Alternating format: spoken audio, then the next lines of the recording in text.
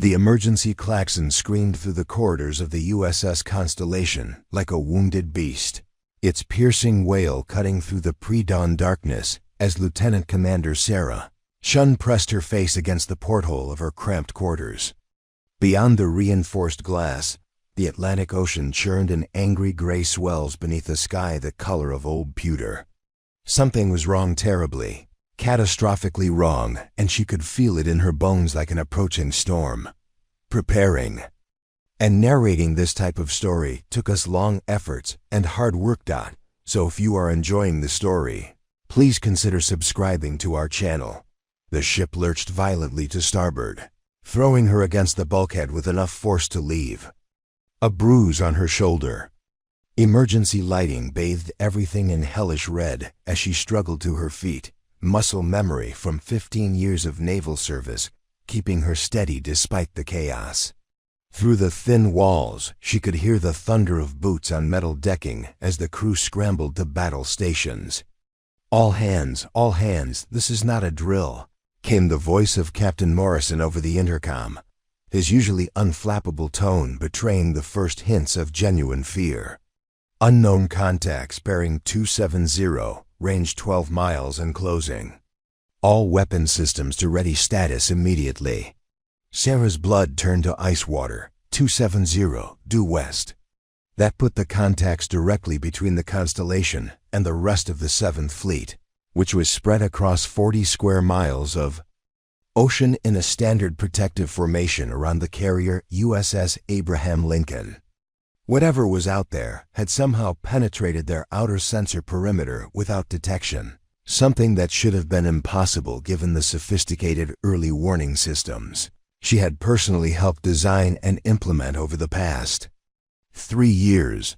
She grabbed her service jacket from its hook and shrugged into it while moving toward the door, her fingers automatically checking that her tablet computer was secured in its waterproof case. The corridor outside was a river of controlled chaos, sailors in various states of dress rushing toward their assigned stations, their faces masks of professional calm that couldn't quite hide the underlying tension. The ship's massive engines thrummed with increased power, sending vibrations through the deck plates that she felt in her chest like a second heartbeat. "Chun!" The voice belonged to Lieutenant Marcus Rodriguez, her closest friend aboard the Constellation and one of the few people who consistently treated her as an equal rather than an oddity. His dark eyes were wide with a mixture of excitement and apprehension as he fell into step beside her. "You hear anything on the comm channels? The brass is being real tight-lipped about what we're facing out there." Sarah shook her head, her long black hair whipping around her face as another violent turn threw them both against the starboard bulkhead. "Nothing concrete, but I've been monitoring the sensor feeds from my quarters. Whatever's coming at us, it's big, fast, and using some kind of stealth technology I've never seen before." She paused, a terrible possibility occurring to her. "Marcus, what if this isn't a random encounter? What if someone specifically targeted us because they knew about Operation Neptune's Trident?" Rodriguez's face went pale. Operation Neptune's Trident was the 7th Fleet's most classified mission, a coordinated strike against a series of underwater installations that intelligence suggested were being used to launch asymmetric warfare attacks against American interests in the Pacific.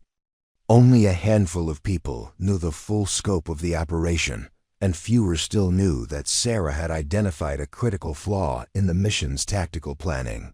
A flaw that Admiral James Hawthorne had dismissed as the paranoid theorizing of an inexperienced officer who doesn't understand the realities of modern naval warfare. The memory of that meeting still burned in her chest like swallowed acid. She had spent weeks analyzing enemy capabilities, studying their deployment patterns, and running countless simulations on her personal time. Every piece of data pointed to the same inescapable conclusion: the enemy had developed new countermeasures specifically designed to exploit the 7th Fleet's standard operating procedures. But when she had presented her findings to the Admiral and his senior staff, she had been met with polite dismissal at best and open hostility at worst. Lieutenant Commander Admiral Hawthorne had said in his gravelly voice, not bothering to look up from the stack of reports on his mahogany desk. "I appreciate your enthusiasm for tactical analysis. However, this command has been successfully prosecuting naval operations for longer than you've been alive. I think we can manage without input from someone whose primary qualification is pushing papers around in the intelligence department." The words had stung more than any physical blow, particularly coming from a man she had once admired. Admiral Hawthorne was a legend in the Navy, a decorated combat veteran who had earned his stars through brilliant tactical leadership during the Arabian Sea conflicts 15 years earlier. But somewhere along the way, his confidence had curdled into arrogance, and his natural skepticism had transformed into an almost pathological resistance to new ideas or approaches. Now, as the constellation shuddered under another course change, Sarah couldn't help but wonder if her warnings were about to be proven catastrophically correct. The Combat Information Center was a cavern of controlled tension when they arrived, its blue-lit displays casting eerie shadows on the faces of the dozen officers and enlisted personnel hunched over their stations. The massive tactical display dominated the center of the space, showing a god's-eye view of the 7th Fleet's current position rendered in glowing geometric symbols. The friendly contacts appeared as steady blue triangles, while the unknown contacts were represented by pulsing red diamonds that seemed to throb like infected wounds against the dark background. "Report!" Admiral Hawthorne's voice cut through the subdued chatter like a blade. He stood at the center of the CIC with his hands clasped behind his back, his silver hair perfectly groomed, despite being roused from sleep, his pale blue eyes studying the tactical display with the intensity of a hawk watching a field mouse. Even in crisis, he projected an aura of absolute authority that commanded immediate attention and obedience. "Sir, we have 14. No, make that 16 unidentified surface contacts approaching from the west at high speed," reported Commander Lisa Park, the fleet's senior intelligence officer.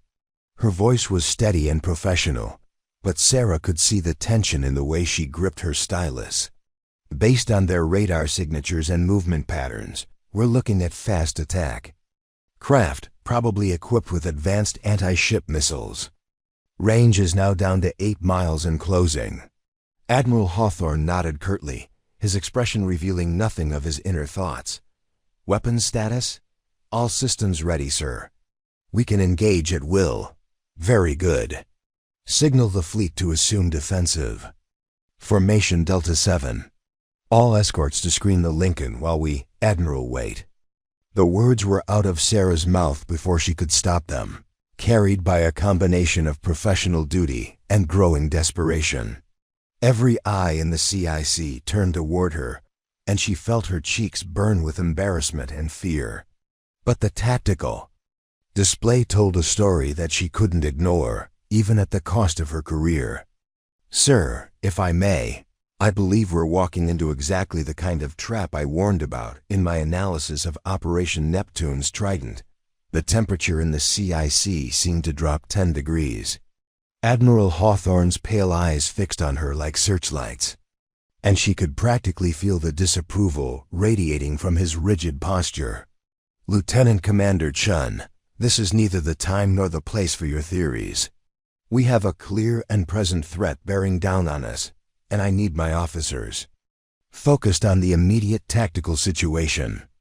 "But sir, that's exactly my point," Sarah pressed on, her voice gaining strength as her professional instincts overcame her fear of confrontation.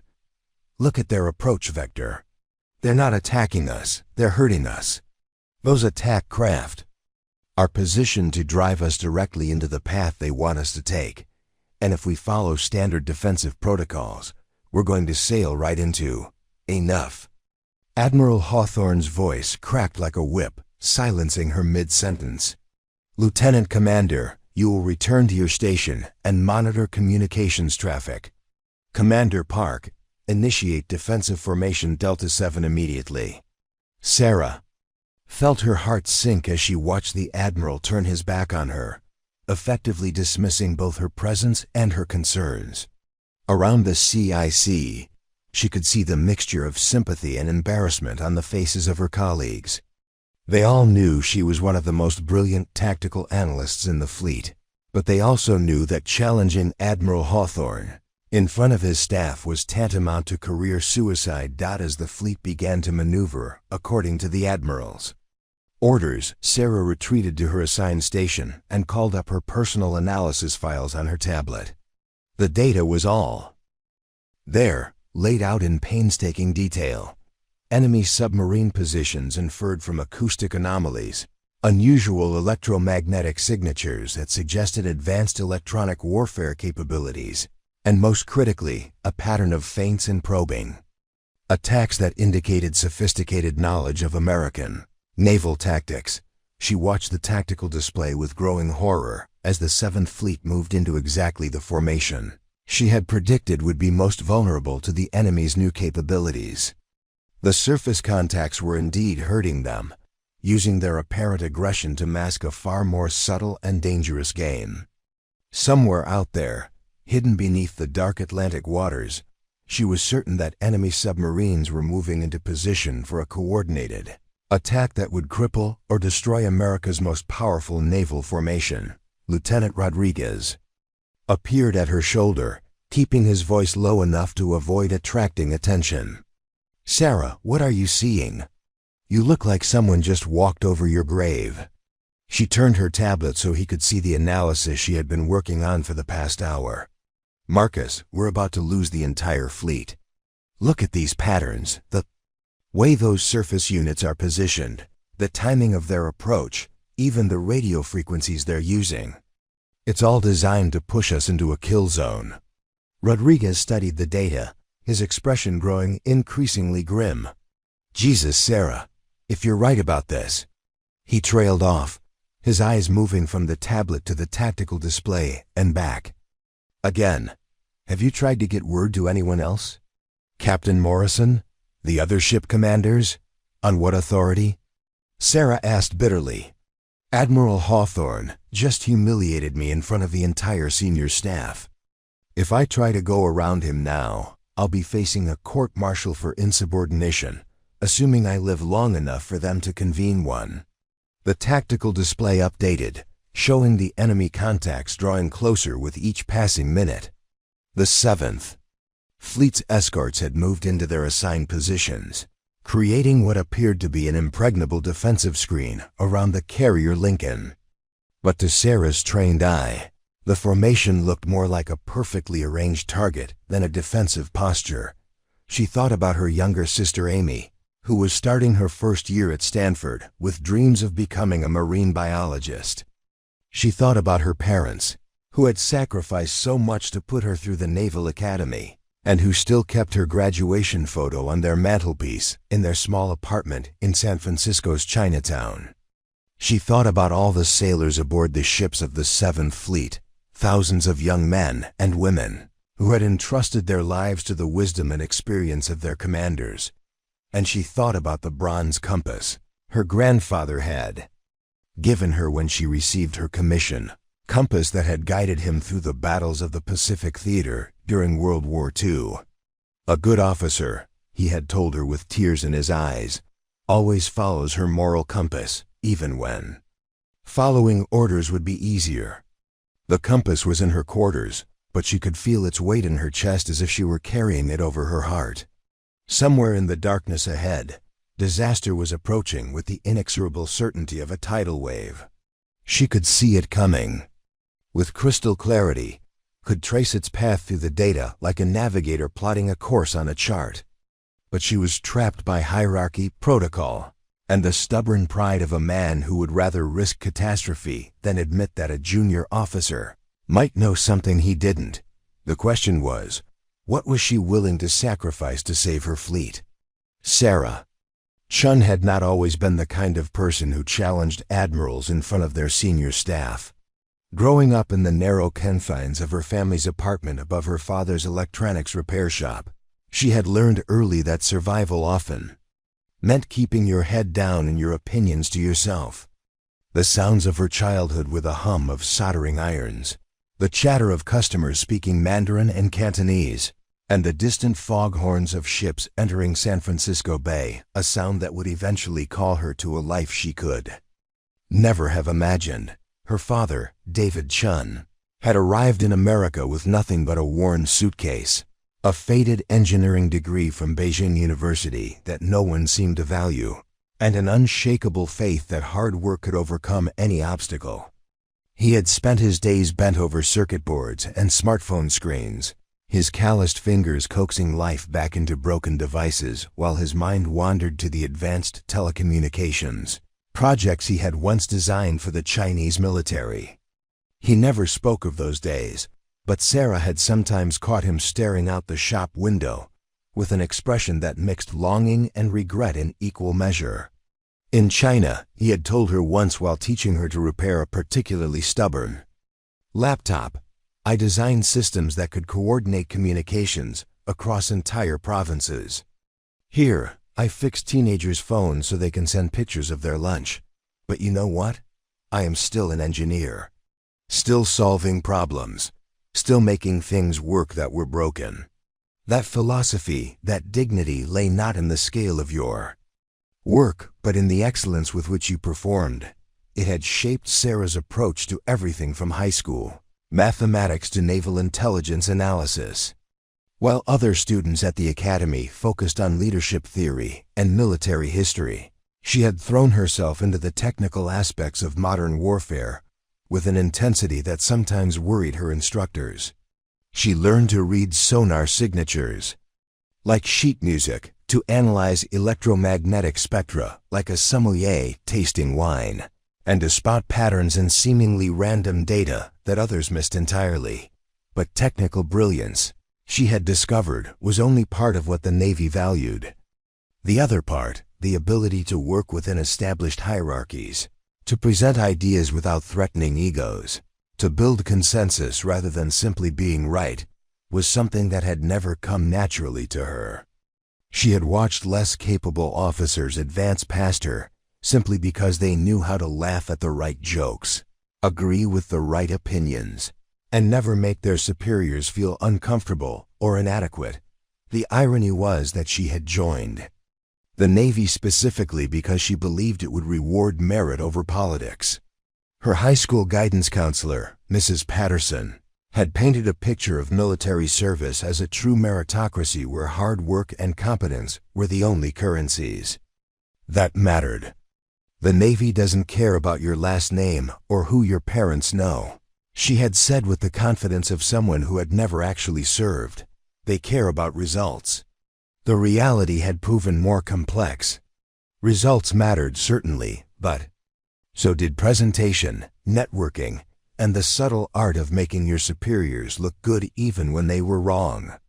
Sarah had excelled at the first part while struggling with the second, a combination that had earned her a reputation as a brilliant analyst who was difficult to work with, code words that appeared in her fitness reports with depressing regularity. Now, as she sat at her station in the CIC, watching the tactical situation deteriorate with each passing minute, she reflected on the chain of events that had brought her to this moment. 6 months earlier, she had been assigned to the intelligence analysis team for Operation Neptune's Trident, tasked with evaluating enemy capabilities and potential responses to the planned assault. She had approached the assignment with her characteristic thoroughness, spending weeks diving deep into classified databases, analyzing captured enemy equipment, and building sophisticated computer models to predict likely outcomes. What she had found had kept her awake at night for weeks. The enemy, a coalition of rogue states and terrorist organizations that intelligence agencies had dubbed the Crimson Tide, had been far more active and innovative than official assessments suggested.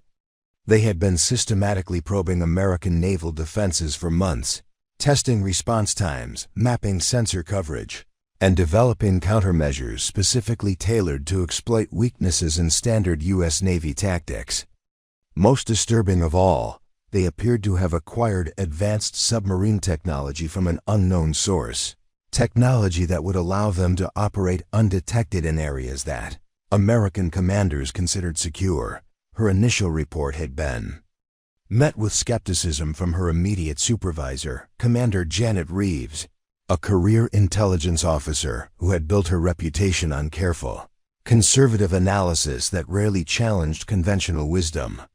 "Sarah, I appreciate the depth of your research," Commander Reeves had said during their private meeting, her voice carrying the patient tone of someone speaking to a bright but naive subordinate. "But you're painting a picture of enemy capabilities that frankly seems a bit dramatic. The Crimson Tide is a loose coalition of third-rate powers. They simply don't have the resources or expertise to pose the kind of threat you're describing." "But ma'am," Sarah had pressed, spreading printouts of her analysis across Commander Reeves's desk like a prosecutor presenting evidence, "the data doesn't lie. Look at these acoustic signatures from the Arabian Sea incident 3 months ago.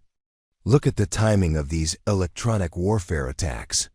There's a pattern here that suggests coordination at a level we've never seen before." Commander Reeves had studied the documents with the weary expression of someone who had seen dozens of junior officers, convinced they had discovered the key to victory or disaster. "Sarah, I'm going to give you some advice that might serve you well throughout your career. Sometimes the simplest explanation is the correct one. These incidents you're citing could just as easily be explained by coincidence, equipment malfunctions, or simple human error. Before you start sounding alarm bells, make sure you're not seeing patterns where none exist." The dismissal had stung, but Sarah had accepted it as part of the normal back and forth of intelligence work. She had revised her report to be less alarmist in tone while keeping the substance of her concerns intact, assuming that the decision-makers would have access to additional information that might fill in the gaps in her analysis. It was only when she learned that her revised report had been further watered down before being presented to Admiral Hawthorne that she began to understand the true scope of the problem. The version that reached the Admiral's desk had been sanitized of almost all her specific warnings, transformed from an urgent call for tactical changes into a routine assessment that essentially confirmed existing assumptions. Her carefully documented evidence of enemy innovation had been reduced to a few paragraphs of boilerplate text about maintaining vigilance against emerging threats. Her recommendations for revised defensive formations had been cut entirely. She had requested a meeting with Commander Reeves to discuss the changes, but had been told that the Admiral preferred to receive his briefings from senior staff members rather than junior analysts. When she had asked if she could at least provide a supplemental briefing to highlight some of the issues that had been cut from the final report, she had been reminded that intelligence officers were expected to support command decisions, not second-guess them. The frustration had been eating at her for weeks, made worse by additional intelligence that seemed to confirm her worst fears. Intercepted communications suggested that the enemy was aware of Operation Neptune's Trident and was actively preparing countermeasures. Satellite imagery showed unusual submarine activity in areas that should have been clear. Electronic reconnaissance detected new types of radar and sonar signatures that didn't match anything in existing threat databases. Each piece of new information had felt like another nail in the coffin of the 7th Fleet, but she had been powerless to act on it through official channels. She had tried to discuss her concerns informally with other officers, but most had been unwilling to get involved in what they saw as a dispute between junior and senior staff. The few who had been sympathetic had advised her to trust in the wisdom of her superiors and focus on doing her job to the best of her abilities. Lieutenant Rodriguez had been the exception. A surface warfare officer with combat experience in 3 different theaters, he had listened to her analysis with the careful attention of someone who understood that battles were won or lost on the quality of intelligence rather than the bravery of individual sailors. He had asked probing questions, challenged her assumptions, and ultimately concluded that her concerns were not only valid, but urgent. "Sarah, you need to understand something. He had told her during one of their late-night conversations in the ship's mess hall. "I've been in situations where bad intelligence got people killed. I've seen what happens when officers are too proud or too scared to admit they might be wrong about something. If you're right about this, and I think you are, then keeping quiet isn't going to save your career. It's going to get a lot of good sailors killed." But even with Rodriguez's support, she had felt trapped by the rigid hierarchy that governed military life. Challenging Admiral Hawthorne's tactical decisions would be seen as gross insubordination, possibly even mutiny depending on how the charges were framed. Her career would be over, her family would be devastated, and there was no guarantee that anyone would listen to her warnings anyway. So she had kept her mouth shut and done her job, monitoring communications traffic and updating threat assessments, while watching the tactical situation develop exactly as she had predicted it would. The enemy's surface contacts had appeared exactly where she had expected them, using exactly the tactics she had warned against, approaching in exactly the formation that would force the 7th Fleet into the most vulnerable position possible. Now, as she watched the red symbols on the tactical display grow closer to the blue ones, she felt the weight of every decision that had brought her to this moment. Her father's voice echoed in her memory, still solving problems, still making things work that were broken. But what happened when the thing that was broken was the system itself? What happened when the very hierarchy that was supposed to protect American sailors was preventing them from receiving the information they needed to survive? The tactical display updated again, showing the enemy contacts at 6 miles and closing. In the background, she could hear Admiral Hawthorne issuing orders with calm efficiency, his voice carrying the absolute confidence of a man who had never doubted his own judgment. But Sarah could see what he couldn't: the careful choreography of the enemy approach, the way their formation was designed to channel the American fleet into a specific response. The subtle indicators that suggested this was only the visible portion of a much larger and more dangerous trap. Her grandfather's compass seemed to pulse in her chest, its moral weight growing heavier with each passing second. Somewhere in the darkness ahead, disaster was approaching with mathematical certainty. She was perhaps the only person aboard the Constellation who could see it coming, certainly the only one who understood its true scope and implications. The question was no longer whether she was willing to sacrifice her career to save the fleet. The question was whether she was willing to sacrifice the fleet to save her career. The first missile launch lit up the pre-dawn darkness like a malevolent star, its rocket motor painting a streak of orange fire across the gray canvas of the Atlantic sky. Sarah watched it arc through the air on the tactical display, her heart hammering against her ribs as she realized that her worst fears were about to be proven catastrophically correct. But this wasn't the real attack, this was theater, a carefully choreographed performance designed to trigger exactly the response that Admiral Hawthorne was about to give. "Incoming missile, bearing 285, shouted Petty Officer Williams from the Air Defense Station, his young voice cracking with adrenaline. "Impact in 40 seconds. All units weapons free." Admiral Hawthorne's command cut through the controlled chaos of the CIC like a blade. "Engage incoming threats with all available assets. Execute defensive pattern Bravo 7 immediately." Sarah closed her eyes as she watched the fleet respond with textbook precision. The escort destroyers wheeled into their assigned positions, their phalanx close-in weapon systems spinning up to engagement speed.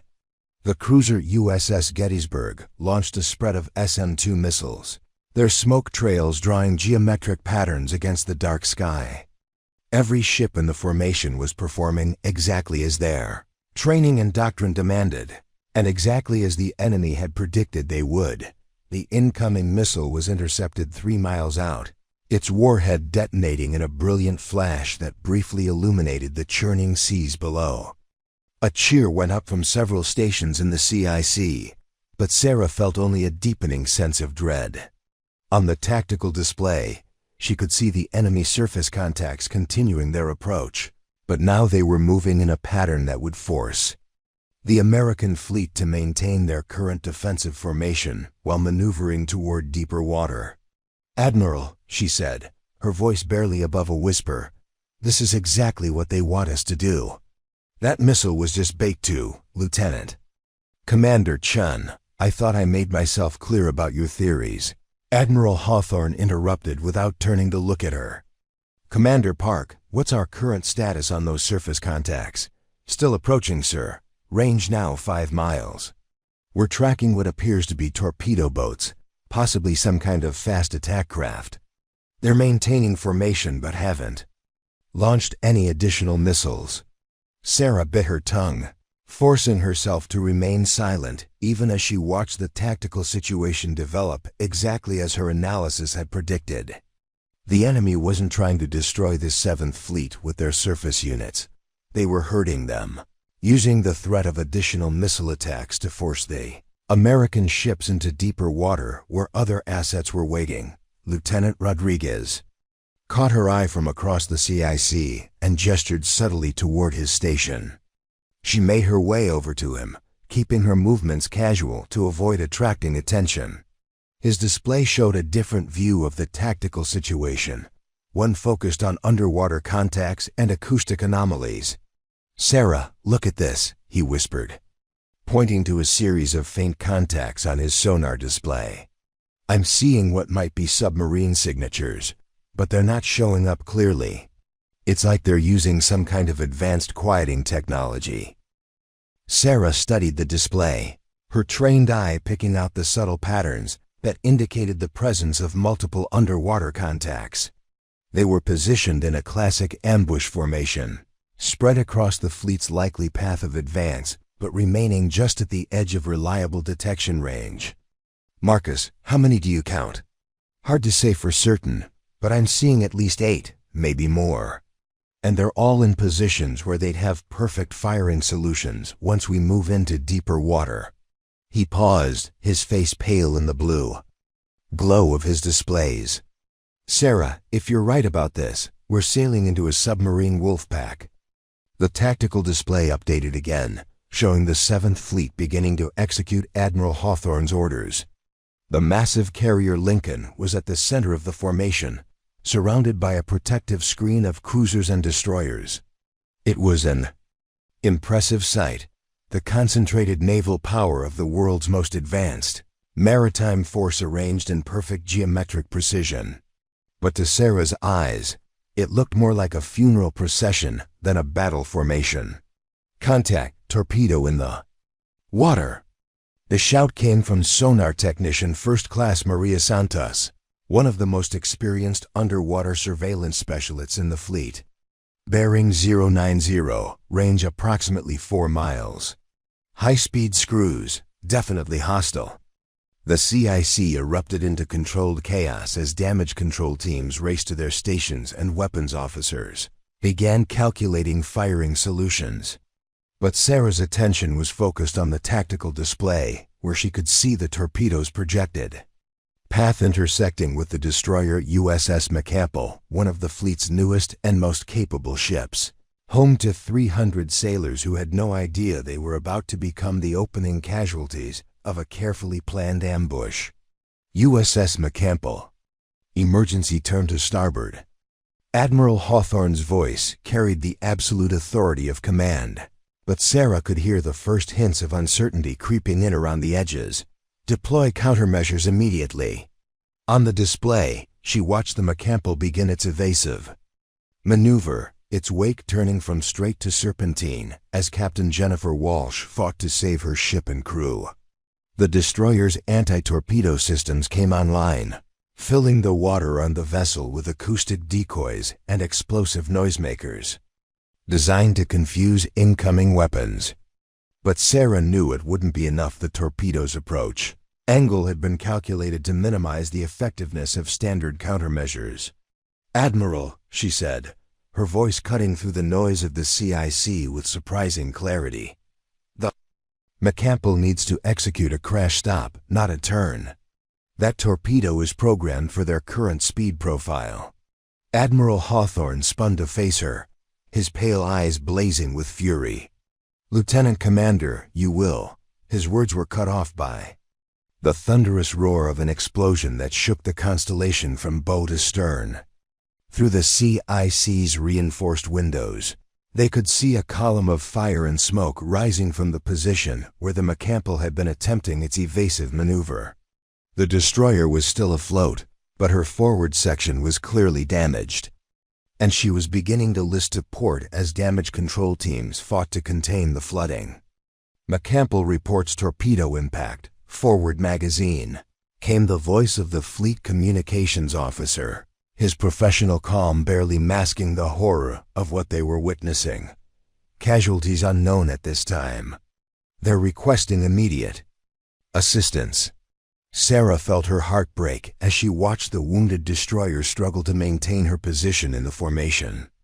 She thought of the sailors aboard that ship, young men and women not much different from herself, who had trusted their lives to the judgment of their commanders. Captain Walsh was a good officer, someone Sarah had met at several fleet conferences, and respected for her tactical acumen. Her crew deserved better than to become casualties in an ambush that could have been prevented. But even as she grieved for the McCampbell, Sarah knew that the real attack was just beginning.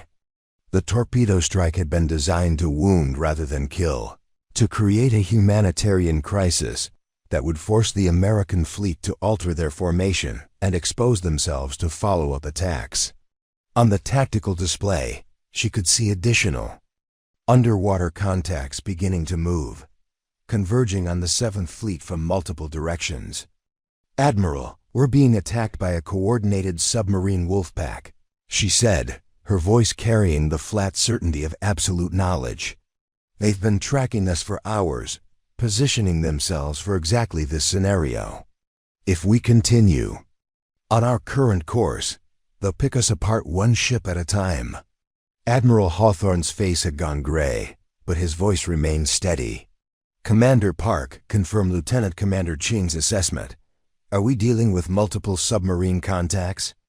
Commander Park bent over her displays, her fingers dancing across controls as she attempted to filter signal from noise in the chaotic acoustic environment. "Sir, I'm seeing, yes, multiple possible contacts.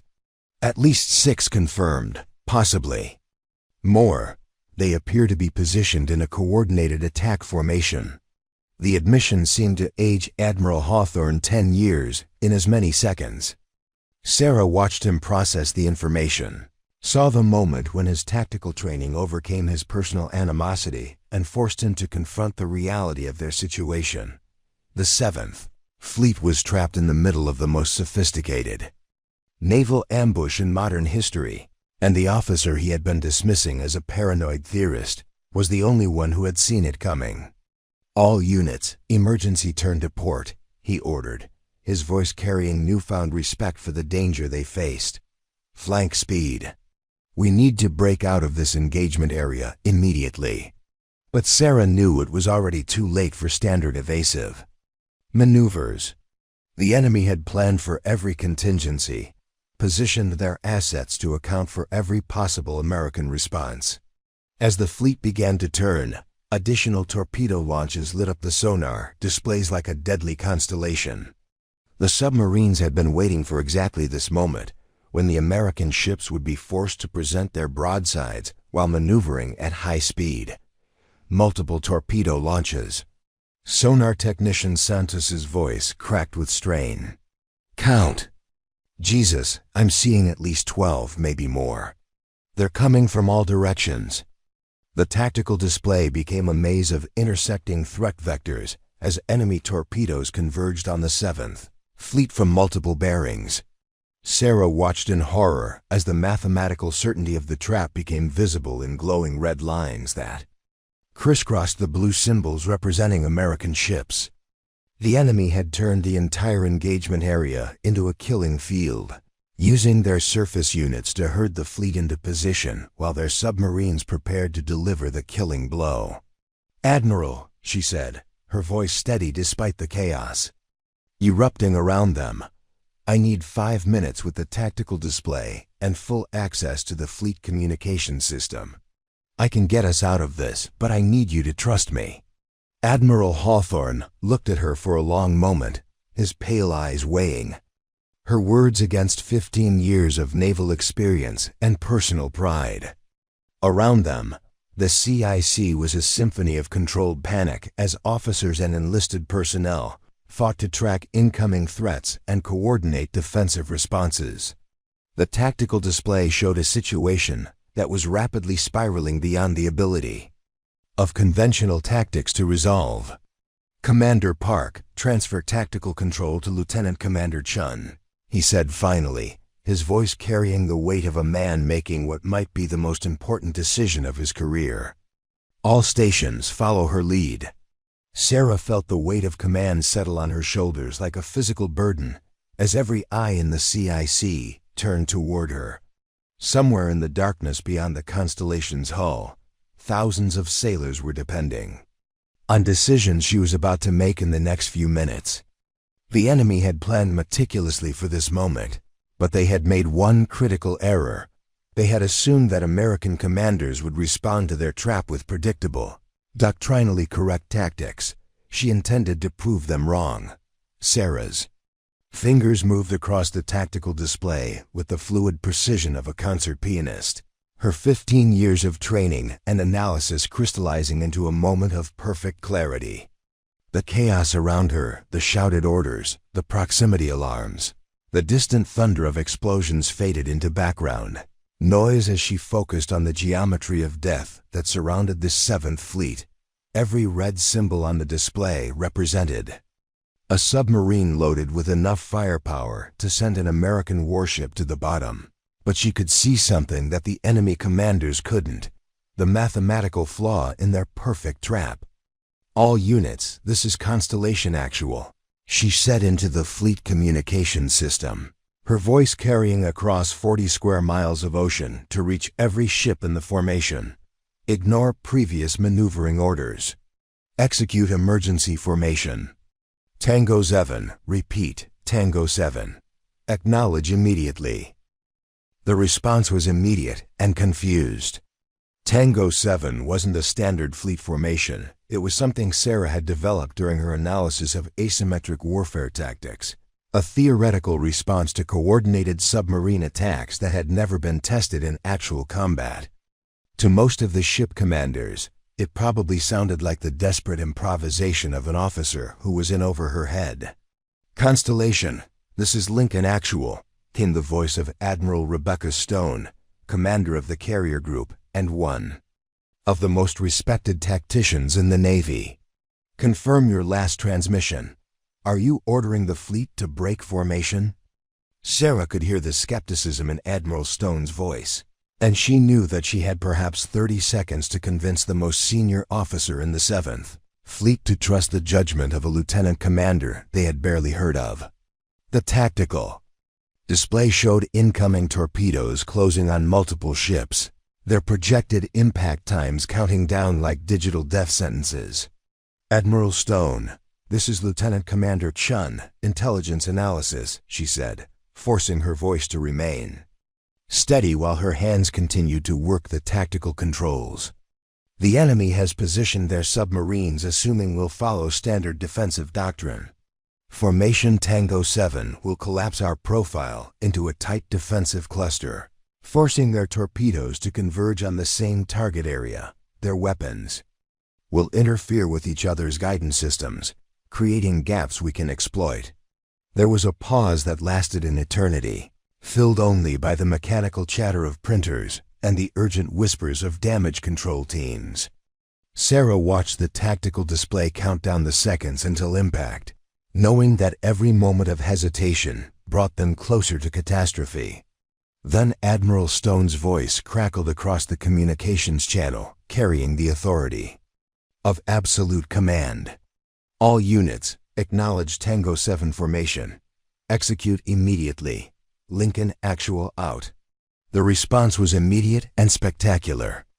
Across the engagement area, 16 of the world's most advanced warships began to maneuver with clockwork precision, their wakes carving geometric patterns in the dark water as they converged into a formation that defied every principle of conventional naval warfare.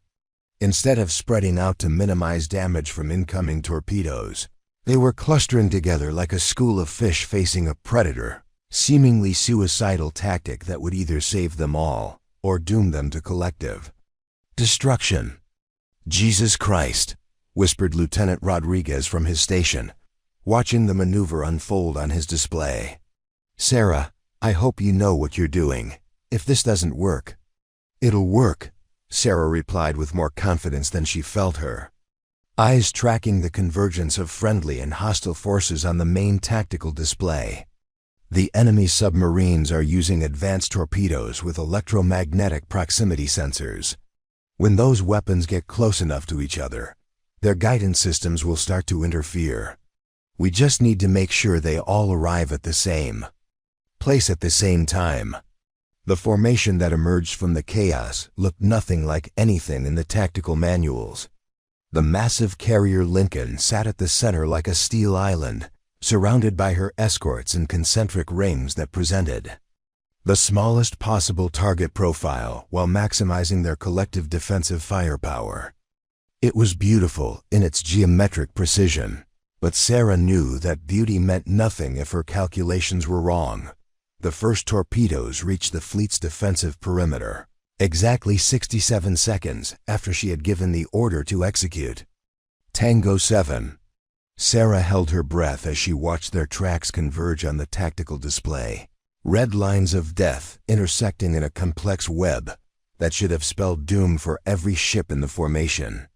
But instead of the catastrophic explosions she feared, something else happened. Something that sent a wave of amazed disbelief through the kick. The torpedoes began to lose their targets. What the hell? Commander Park stared at her displays in confusion as one after another, the incoming weapons began to veer off course or detonate prematurely. They're interfering with each other.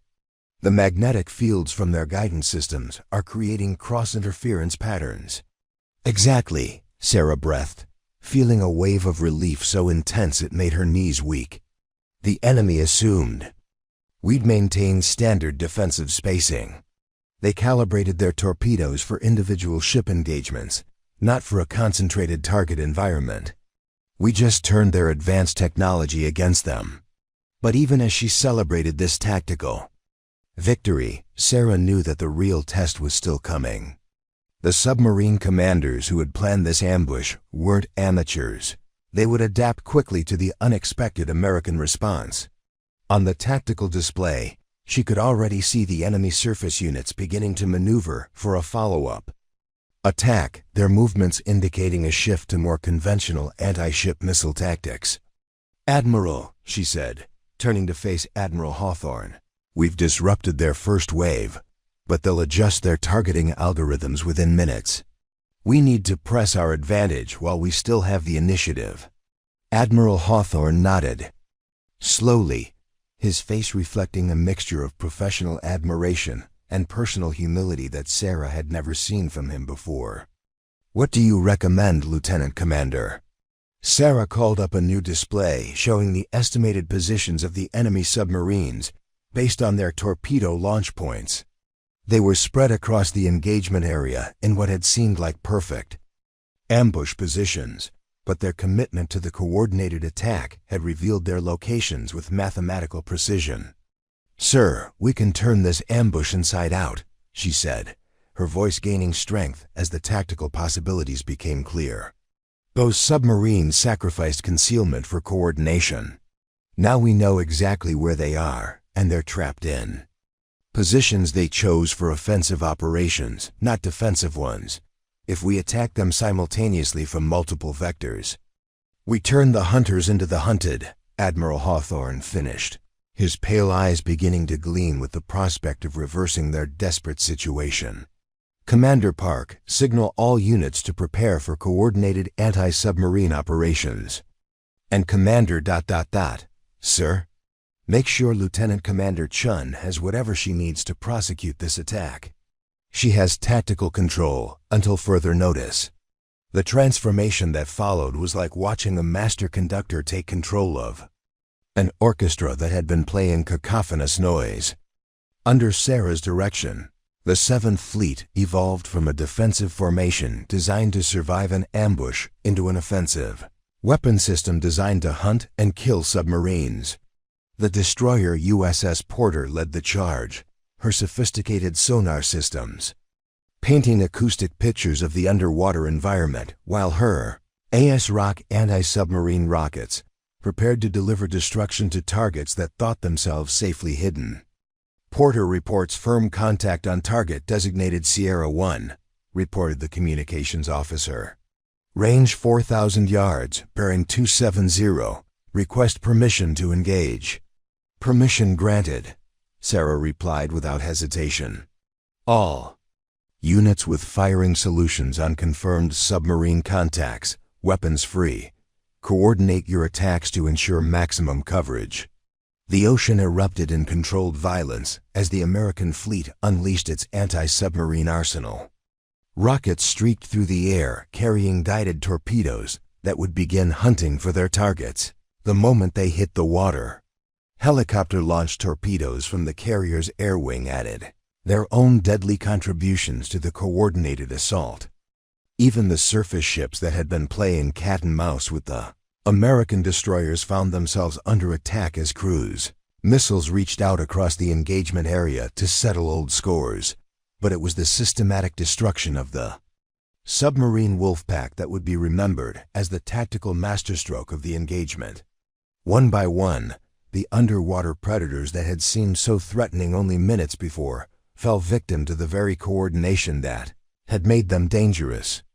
Their carefully planned positions became death traps as American weapons converged on them from multiple directions, giving them no opportunity to escape or retaliate. Sierra 3 is breaking up, reported sonar technician Santos, her voice carrying professional satisfaction mixed with grim awareness of what those words meant. Hull collapse sounds, multiple secondary explosions. She's going down. Sarah watched the tactical display update as another red symbol disappeared, representing not just an enemy submarine, but dozens of sailors whose only crime had been following the orders of commanders who had underestimated their opponents. She felt no joy in their destruction, only the cold satisfaction of a tactical problem solved. American lives saved. The surface engagement that followed was almost anticlimactic. Deprived of their submarine support and facing a fleet that was no longer confused or divided, the enemy attack boats found themselves outgunned and outmaneuvered. Some attempted to flee toward international waters, only to be run down by destroyers whose advanced fire control systems made their escape impossible. Others chose to fight to the end, their defiant missile launches creating spectacular pyrotechnics, but achieving nothing more than their own destruction. Within 30 minutes of Sarah's first order to execute Formation Tango-Seven, the most sophisticated naval ambush in modern history had been transformed into a comprehensive, tactical victory for the United States Navy. The 7th Fleet remained intact and combat effective, while their enemies had been reduced to debris and oil slicks scattered across 40 square miles of Atlantic Ocean. But perhaps the most significant transformation had occurred within the CIC of the USS Constellation itself, where Admiral James Hawthorne stood before the main tactical display with his hands clasped behind his back, studying the aftermath of a battle that had challenged every assumption he had held about modern naval warfare. "Lieutenant Commander Chen," he said finally, his voice carrying none of its earlier dismissive edge, "I owe you an apology. More than that, I owe you the lives of every sailor in this fleet. Your analysis was not only correct, it was brilliant. I was wrong to dismiss your warnings, and I was wrong to let my ego prevent me from hearing what you were trying to tell me." Sarah felt tears prick at the corners of her eyes, not from the Admiral's words, but from the thought of all the disasters that might have been prevented if pride and hierarchy hadn't stood in the way of truth. "Sir, I was just doing my job, analyzing threats and developing countermeasures." "No," Admiral Hawthorne shook his head slowly. You were doing much more than that. You were thinking 3 moves ahead of an enemy that had already demonstrated. They were thinking 3 moves ahead of us. That's not analysis, that's strategic genius. Around the CIC, Sarah became aware that every officer and enlisted person was looking at her with expressions ranging from awe to gratitude. These were people who had signed up to defend their country, who had trained for years to fight and win battles against America's enemies. But they had also signed up to trust in the wisdom and competence of their leaders. And today they had learned that sometimes wisdom could come from unexpected sources. Lieutenant Rodriguez appeared at her elbow, his dark eyes bright with admiration and something that might have been affection. "Sarah, do you realize what you just did? You didn't just win a battle, you revolutionized naval tactics. That formation, that coordinated response to submarine attacks. They're going to be studying this engagement at the War College for decades." Sarah looked around the CIC, taking in the faces of her colleagues and the displays that showed the complete tactical dominance they had achieved over an enemy that had seemed unstoppable only an hour before. She thought about her father, bent over his workbench in San Francisco, who had taught her that dignity came from excellence rather than recognition. She thought about her grandfather's compass, its moral weight finally balanced by the knowledge that she had found the courage to follow it when it mattered most. But mostly she thought about the thousands of sailors throughout the 7th Fleet who would return home to their families because one junior officer had refused to keep quiet, when keeping quiet would have been easier. That, she realized, was what victory really looked like, not the destruction of enemy forces, but the preservation of the lives entrusted to your care. 3 months after the Battle of the Atlantic Trench, as historians would eventually call it, Sarah Chen stood on the bridge of the USS Constellation, watching the sun rise over Norfolk Naval Base. The familiar sights and sounds of homecoming surrounded her. Families gathering on the pier with welcome home banners, tugboats maneuvering to guide the massive warship into its berth, and the ceremonial band warming up for the traditional anchors aweigh that would mark the end of their deployment. But everything had changed since that gray morning when enemy submarines had tried to turn the 7th Fleet into a graveyard at the bottom of the Atlantic. Sarah herself had changed most of all, though she was still getting used to the silver oak leaves on her collar that marked her recent promotion to Commander and her new assignment as the Navy's youngest ever Director of Advanced Tactical Analysis. "Nervous about this speech?" Lieutenant Rodriguez asked, joining her at the bridge wing railing. He wore his own new insignia proudly, the twin bars of a lieutenant commander, earned through his instrumental role in coordinating the fleet's anti-submarine response during the battle. More importantly, he wore the expression of someone who had found his calling in the chaos of combat and discovered that he was very good at it. "Terrified," Sarah admitted, clutching the folder containing her prepared remarks for the homecoming ceremony. In 2 hours she would be standing before an audience that included the Chief of Naval Operations, 3 fleet commanders, and a crowd of media representatives who had turned her into something she had never wanted to be, a celebrity. "I keep thinking about what my father would say if he could see me now. Sarah, you fixed something that was broken, but now everybody wants to know how you did it." The comparison wasn't entirely inappropriate. In the 3 months since the battle, Sarah had found herself at the center of a revolution in naval warfare that extended far beyond a single tactical victory. Her analysis techniques had been adopted throughout the fleet, her formation innovations had been incorporated into official doctrine, and her recommendations for intelligence integration had triggered a complete restructuring of how the Navy approached threat assessment. More personally, she had received the Navy Cross, the service's second highest decoration for valor, in a ceremony at the Pentagon that her parents had attended with tears streaming down their faces. Her grandfather's compass, which she had finally retrieved from her quarters, now sat in a place of honor on her new desk at the Naval War College in Newport. where she would be developing the next generation of tactical analysis protocols. But perhaps the most significant change had been in her relationship with Admiral Hawthorne, who had proven himself capable of the kind of intellectual courage that Sarah had always hoped to find in her superiors. In the weeks following the battle, he had thrown his considerable influence behind a comprehensive review of Navy intelligence procedures, openly admitting that institutional bias had nearly led to catastrophic defeat. The hardest thing for any commander to learn, he had told her during one of their strategy sessions, is that being wrong isn't a character flaw, it's an opportunity to be right the next time. The real character flaw is refusing to listen when someone else might be right. That philosophy had guided the extensive after-action analysis that had occupied much of their time during the voyage home.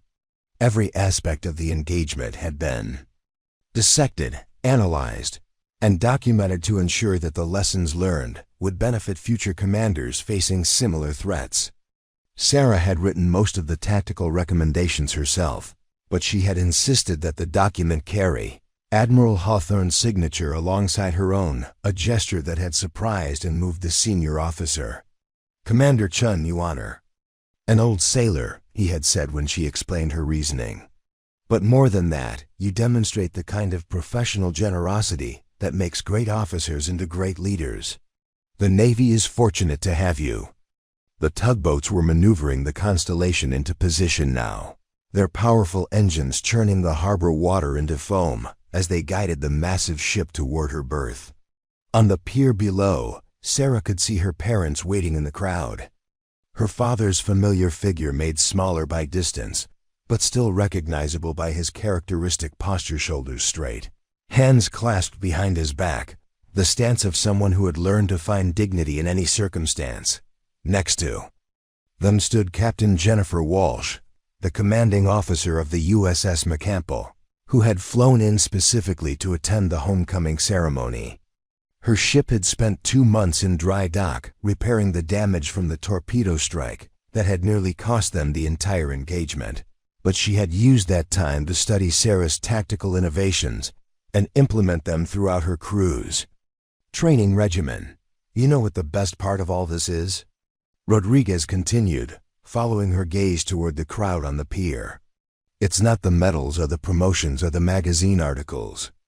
It's the fact that every sailor in the 7th Fleet knows that somebody was looking out for them, somebody who cared enough to fight the system when the system was wrong." That thought had sustained Sarah through the more difficult aspects of her newfound prominence. The media attention had been overwhelming at times, with reporters eager to turn her story into a simple narrative of a lone genius, overcoming institutional sexism and ethnic prejudice. The reality, she knew, was much more complex, a tale of how organizations could fail not through malice, but through the accumulated weight of procedure, hierarchy, and the very human tendency to avoid uncomfortable truths. The changes that had resulted from the battle went far beyond tactical innovations. The Navy's intelligence analysis protocols had been completely overhauled to ensure that dissenting views received proper consideration rather than being filtered out by institutional bias. A new position, Fleet Intelligence Advocate, had been created to give junior analysts a direct channel to senior decision-makers when they believed critical information was being overlooked. Perhaps most importantly, the service's promotion and evaluation systems had been modified to reward intellectual courage alongside more traditional military virtues. Officers were now explicitly evaluated on their willingness to challenge conventional wisdom when circumstances warranted, and career advancement paths had been created for specialists who might not fit the traditional leadership mold but whose expertise was essential to mission success. The changes hadn't been without controversy. Some senior officers had resisted what they saw as an erosion of traditional military hierarchy, arguing that second-guessing command decisions would undermine discipline and unit cohesion. But the undeniable success of the new approaches demonstrated, not only in the Atlantic engagement, but in subsequent operations throughout the fleet, had gradually won over even the most skeptical traditionalists. "All stop," came the order from the bridge as the Constellation settled into her berth with the massive dignity of a cathedral finding its foundation. "Secure the special sea and anchor detail. Set the normal in-port watch." Sarah felt the subtle vibration of the ship's engines fade away, replaced by the different rhythm of a vessel at rest after months at sea. It was a feeling she had experienced dozens of times throughout her career, but this homecoming felt different, not just because of the battle they had won, but because of the fundamental changes that victory had catalyzed throughout the service. She loved the ceremony that followed was unlike anything she had experienced before. Admiral Stone, now the Navy's newest four-star admiral, delivered the keynote address to a crowd of over 2,000 people, speaking eloquently about the lessons learned from the Atlantic engagement and the importance of creating military organizations that could adapt and evolve in the face of changing threats. The Battle of the Atlantic Trench was won not by superior firepower or advanced technology, she told the assembled crowd, but by superior thinking, by officers who were willing to challenge assumptions, question established doctrine, and trust in the power of human intelligence over institutional inertia. Commander Chen and her colleagues have shown us that our greatest weapon isn't the missiles in our magazines or the radars on our masts. It's the quality of thought we bring to the problems we face. When Sarah finally took the podium to deliver her own remarks, she found herself looking out at a sea of faces that included not only military personnel and their families but representatives from allied navies who had come to learn about the tactical innovations that had emerged from the engagement. Her prepared speech, which had focused on technical aspects of the battle, suddenly seemed inadequate to the moment. 3 months ago, she began, setting aside her written remarks, I was a junior officer who had identified a problem, but couldn't get anyone to listen to my concerns. Today, I stand before you not as an individual hero, because there were no individual heroes in that battle, but as an example of what can happen when organizations create space for uncomfortable truths and unexpected solutions. She paused, scanning the crowd until she found her parents' faces in the front row. Her father was crying openly now, his usual composure overcome by pride and emotion. Next to him, her mother held a small American flag that she waved with the enthusiasm of someone who had never stopped believing in the promise of the country that had given her family a new beginning. The real victory wasn't what happened in those 30 minutes when we were fighting for our lives, Sarah continued, her voice carrying clearly across the silent crowd. The real victory was what happened in the months that followed, when an entire institution chose to learn from its mistakes rather than covering them up or explaining them away. That's the kind of courage that wins wars, not the courage to fight, but the courage to change. The applause that followed was thunderous and sustained, but Sarah found herself thinking not about the crowd's approval, but about the lessons that had emerged from their shared experience. The battle had been won through tactics and technology, but the victory that mattered, the institutional transformation that would benefit future generations of sailors, had been achieved through something much more fundamental: the willingness of human beings to acknowledge their limitations and commit to doing better. After the ceremony, as the crowd began to disperse and families reunited with their returning sailors, Sarah found herself alone on the pier with Admiral Hawthorne. The senior officer looked older than she remembered, his silver hair showing more gray, and his lined face bearing the weight of command, responsibilities that had grown heavier rather than lighter in the wake of their success. "Commander," he said, using her new rank with obvious satisfaction, "I wanted to thank you one more time before you head off to Newport. Not just for what you did during the battle, but for what you've helped us become as an institution. The Navy you'll be training officers for at the War College is a better Navy than the one I joined 30 years ago, and that's largely due to your influence." Sarah felt a familiar tightness in her throat as she considered the weight of that responsibility. Sir, I hope I can live up to that confidence. There's still so much work to do, so many ways we can improve how we think about threats and develop responses to them. I have no doubt you'll succeed, Admiral Hawthorne replied with a smile that transformed his austere features. But remember, that success isn't just about being right, it's about creating conditions where others can be right too. That's the lesson you taught me, and it's the lesson you'll need to pass on to the officers you train. As the Admiral walked away to rejoin his own family, Sarah remained on the pier watching the sunset paint the Norfolk harbor in shades of gold and crimson.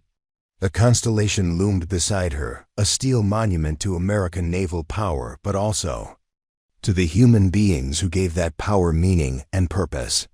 Somewhere aboard the ship, maintenance crews were already beginning the work of preparing her for her next deployment, continuing the endless cycle of readiness that kept the oceans free and democratic values secure.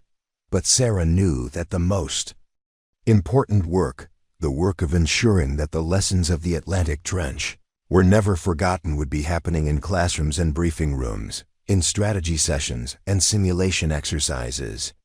Wherever the next generation of naval officers was learning to think clearly and act decisively in the face of uncertainty, her grandfather's compass seemed to pulse in her chest, its moral weight lighter now, but no less important. She had followed it through the darkest moment of her career and emerged into a future that was brighter not just for her, but for every sailor who would benefit from the changes she had helped inspire. The real victory, she realized, wasn't in the battle they had won, but in the institution they had become. 5 years later, Commander Sarah Chen stood at the podium in the main auditorium of the Naval War College, looking out at 200 of the Navy's most promising junior officers. They sat in neat rows wearing the crisp white uniforms of students attending the service's premier educational institution, their young faces reflecting the same mixture of ambition, uncertainty, and dedication that she remembered from her own academy days nearly 2 decades earlier. But these officers were different from previous generations in ways both subtle and profound. They carried themselves with the confidence of professionals who had been taught that questioning authority wasn't insubordination, it was intellectual courage. Their notebooks contained not just the tactical wisdom of previous wars, but new frameworks for thinking about asymmetric threats, institutional adaptation, and the integration of diverse perspectives into military decision-making. Today, we're going to discuss what military historians now call the Chen Protocol, she began, her voice carrying easily across the silent auditorium. The irony of having a tactical innovation named after her wasn't lost on Sarah, though she had long since accepted that historical convenience often trumped personal preference when it came to naming military procedures. But before we examine the technical aspects of the Atlantic Trench engagement, I want you to understand something more fundamental. The Chen Protocol wasn't created by a single brilliant officer having a moment of inspiration under pressure. It was the product of years of analysis, months of frustrated attempts to communicate critical information through proper channels, and ultimately the institutional courage to trust expertise over hierarchy when lives were at stake. She clicked to the first slide of her presentation, showing the tactical situation as it had existed on that gray morning 5 years earlier. The display was familiar to every officer in the room. It had become one of the most studied engagements in modern naval history, dissected in war colleges around the world and used as a case study in everything from tactical innovation to organizational behavior. Can anyone tell me what the primary lesson of this engagement should be? She asked, scanning the room for volunteers. Lieutenant Junior Grade Marcus Thompson raised his hand, a young surface warfare officer whose analytical mind and willingness to challenge conventional wisdom reminded Sarah of herself at that age. Ma'am, I'd say the primary lesson is that institutional hierarchies can become obstacles to effective decision-making when they prevent critical information from reaching the people who need it most. That's certainly one lesson, Sarah agreed, but I'd argue it's not the most important one. Anyone else? Another hand went up, this one belonging to Lieutenant Sarah Kim, whose parents had emigrated from South Korea, and who had faced many of the same cultural challenges that Sarah herself had encountered during her early career. Ma'am, perhaps the lesson is that diverse perspectives are essential for understanding complex threats. The enemy in the Atlantic Trench engagement was using non-traditional tactics that required non-traditional thinking to counter. Sarah smiled, recognizing the beginning of the kind of sophisticated analysis that had become the hallmark of War College graduates in recent years. You're getting closer, Lieutenant. But let me tell you what I think the real lesson is, and it's something that took me years to fully understand myself. She clicked to the next slide, which showed not the tactical diagrams of the battle, but a photograph of the USS McCampbell returning to port after her repairs. Her crew lined up on deck in dress whites while families waited on the pier below. The real lesson is that individual brilliance, whether tactical, technical, or strategic, is meaningless unless it serves a larger purpose. I didn't develop new formation tactics because I wanted to revolutionize naval warfare. I developed them because I couldn't bear the thought of watching good sailors die from preventable mistakes. Everything else, the promotions, the institutional changes, the Chen protocol itself, was just a byproduct of that fundamental commitment to the people we serve with. The room was quiet now, the kind of focused silence that indicated genuine engagement with difficult ideas.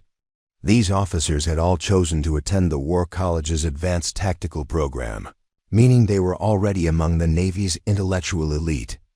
But Sarah had learned that intelligence without moral courage was just cleverness, and cleverness had never saved lives or prevented disasters. The enemy we faced in the Atlantic Trench had also developed brilliant tactical innovations, she continued. Their submarine commanders were every bit as smart and dedicated as we were. Their technical capabilities were in some cases superior to our own. What they lacked wasn't intelligence or equipment. It was the institutional flexibility to adapt when their perfect plan encountered an unexpected response. She clicked to another slide showing intercepted enemy communications from after the battle, when their surviving commanders had attempted to understand how their meticulously planned ambush had turned into a comprehensive defeat. The translations made for sobering reading, revealing an enemy that had been utterly unprepared for American tactical innovation because their own rigid command structure had made such innovation impossible. This brings us to the question that should drive everything you do as officers. How do we build military organizations that are simultaneously disciplined enough to function under extreme stress and flexible enough to adapt when our assumptions prove incorrect? The question hung in the air like a challenge, and Sarah could see the students grappling with its implications. It was the central paradox of modern military service, the need to balance hierarchy with innovation, tradition with adaptation, institutional memory with institutional learning. Lieutenant Thompson raised his hand again. Ma'am, doesn't the Chen protocol itself represent a solution to that paradox? By creating formal mechanisms for junior officers to challenge senior decisions when they have compelling evidence? That's part of it, Sarah agreed, but only a part. The formal mechanisms matter, but they're useless without a culture that supports their use. How many of you have ever been in a situation where you had information that contradicted what your superiors believed, but you were afraid to speak up because you thought it might hurt your career? Nearly every hand in the room went up, and Sarah nodded with grim satisfaction. That's human nature, and it's also organizational reality. The Chen protocol creates pathways for dissenting views to reach decision makers, but those pathways are only as strong as the people who are willing to use them. She advanced to the next slide, showing a timeline of institutional changes that had occurred in the 5 years since the Atlantic Trench engagement. The list was impressive. New intelligence analysis procedures, modified promotion criteria that rewarded intellectual courage, expanded educational opportunities for technical specialists, And perhaps most importantly, a fundamental shift in how the Navy evaluated and incorporated lessons learned from both successes and failures. These changes didn't happen overnight, she explained, and they didn't happen because one battle proved that the old ways were wrong. They happened because enough people throughout the organization decided that saving lives was more important than preserving traditions that no longer served our mission. The transformation hadn't been without casualties. Several senior officers had seen their careers stall or end when they proved unable to adapt to the new emphasis on intellectual flexibility and institutional learning. Some had retired rather than embrace changes they saw as undermining military discipline. But their departures had created opportunities for a new generation of leaders officers who understood that real strength came not from rigid adherence to doctrine, but from the ability to think clearly under pressure and adapt quickly to changing circumstances. Sarah had watched many of these new leaders emerge from the War College's programs, taking their enhanced analytical skills and institutional courage to fleet commands around the world. They were implementing innovative training regimens, developing new tactical approaches, and perhaps most importantly, creating organizational cultures where challenging assumptions was seen as a professional duty rather than a career risk. Admiral Stone, who had been promoted to Chief of Naval Operations in the wake of the Atlantic Trench reforms, had made institutional learning one of her top priorities. Under her leadership, the Navy had developed what she called productive paranoia, a systematic approach to identifying potential weaknesses and developing countermeasures before enemies could exploit them. The enemy is always looking for our blind spots, Admiral Stone had explained in a recent speech to the Naval Institute. Our job isn't to pretend those blind spots don't exist. It's to find them first and figure out how to see around them. That philosophy had guided everything from fleet exercises to intelligence analysis procedures, creating a military organization that was simultaneously more confident and more humble than its predecessors. Sarah had seen the results firsthand during her frequent consultations with active duty commands, where officers routinely sought out dissenting opinions and challenged their own assumptions as a matter of standard procedure. "Let me give you a current example," she told her students, advancing to a slide showing satellite imagery from the South China Sea. "Our intelligence analysts have identified what appears to be a new type of Chinese naval facility on one of the disputed islands. Traditional analysis suggests it's a defensive installation designed to protect their territorial claims. But one of our junior analysts, Lieutenant Susan Martinez, a War College graduate from 3 years ago, has developed a different theory." She clicked to the next slide, showing Lieutenant Martinez's analysis overlaid on the satellite imagery. The data suggested that the facility was actually an offensive platform designed to project power far beyond the immediate island chain, using new technologies that didn't fit established threat assessment categories. Lieutenant Martinez's theory contradicts the consensus view of our senior China analysts, Sarah continued. Under the old system, her concerns might have been noted and filed away. Under current procedures, her analysis is being given equal weight with more conventional assessments, and additional intelligence assets are being tasked to verify or refute her conclusions. The example was deliberate, chosen to illustrate how the lessons of the Atlantic Trench had been institutionalized across the entire spectrum of naval operations. No longer did the Navy assume that senior officers were always right or that conventional wisdom was always correct. Instead, they had developed systematic processes for testing assumptions, exploring alternatives, and adapting strategies based on the best available evidence, regardless of its source. "This is what victory looks like," Sarah told her students as she advanced to the final slide of her presentation.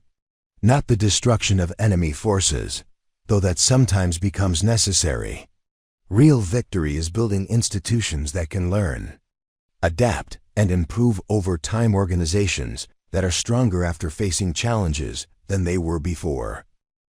The slide showed a photograph from the most recent fleet exercise, where ships from multiple nations had worked together to test new tactical concepts developed through the War College's international programs. Sarah could see officers from the Royal Navy, the Japanese Maritime Self-Defense Force, and the Royal Australian Navy working alongside their American counterparts, sharing ideas and learning from each other's experiences. The Chen Protocol has been adopted in various forms by every major navy in the democratic world, she explained.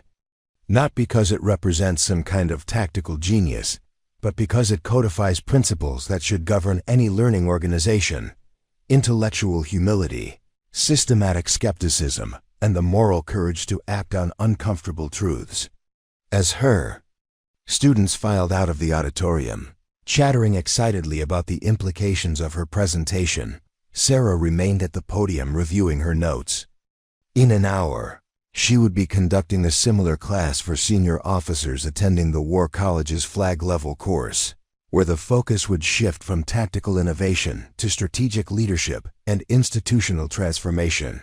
But first, she had a few minutes to herself, time to reflect on how much had changed since that gray morning, when she had watched enemy contacts approaching the 7th Fleet with the sick certainty of someone who knew exactly what was about to happen and felt powerless to prevent it. The transformation in her own life had been as dramatic as the changes within the Navy itself. Her promotion to captain was expected within the year, along with assignment to command her own ship, a prospect that both thrilled and terrified her. More importantly, she had found a sense of purpose that went beyond personal achievement or professional advancement. She was helping to build something that would outlast her own career, a military organization that could face an uncertain future with confidence, born not of arrogance, but of systematic preparation and intellectual courage. Her grandfather's compass still sat on her desk in her War College office, its bronze surface polished by years of handling but its moral weight unchanged. She had carried it with her through every assignment since the Atlantic Trench engagement, a reminder that true north wasn't always the same as the direction your superiors wanted you to go. 10 years later, Vice Admiral Sarah Chen stood on the flag bridge of the USS Enterprise, the Navy's newest and most advanced aircraft carrier, watching the sun set over the Pacific Ocean. The great ship cut through the swells with the massive dignity of a moving city, her flight deck busy with the controlled chaos of evening aircraft recovery operations. Around her, the Enterprise Carrier Strike Group maintained perfect formation, 11 ships representing the concentrated naval power of the United States and her allies. But it was the composition of that strike group that would have surprised naval observers from an earlier era. Alongside traditional American vessels sailed ships from 7 different nations, their crews working together with a level of integration that reflected 15 years of shared tactical evolution and cultural exchange. The HMS Queen Elizabeth maintained station to port, her British crew operating equipment that incorporated design lessons learned from the Atlantic Trench engagement. To starboard, the Japanese destroyer J.S. Haguro executed precision maneuvers that demonstrated how the Chen Protocol had evolved beyond its original tactical applications into a comprehensive framework for international naval cooperation. The sight filled Sarah with a quiet pride that had nothing to do with personal achievement and everything to do with institutional legacy. The young lieutenant commander who had challenged Admiral Hawthorne in a moment of desperate crisis had grown into an officer who understood that real victory was measured not in battles won but in systems improved, not in enemies defeated, but in friends strengthened. Preparing and narrating this type of story took us long efforts and hard work. So if you are enjoying the story, please consider subscribing to our channel. Admiral, came the voice of her chief of staff, Captain Marcus Rodriguez, who had followed a parallel career path that brought him to his current role as one of the Navy's most respected strategic planners.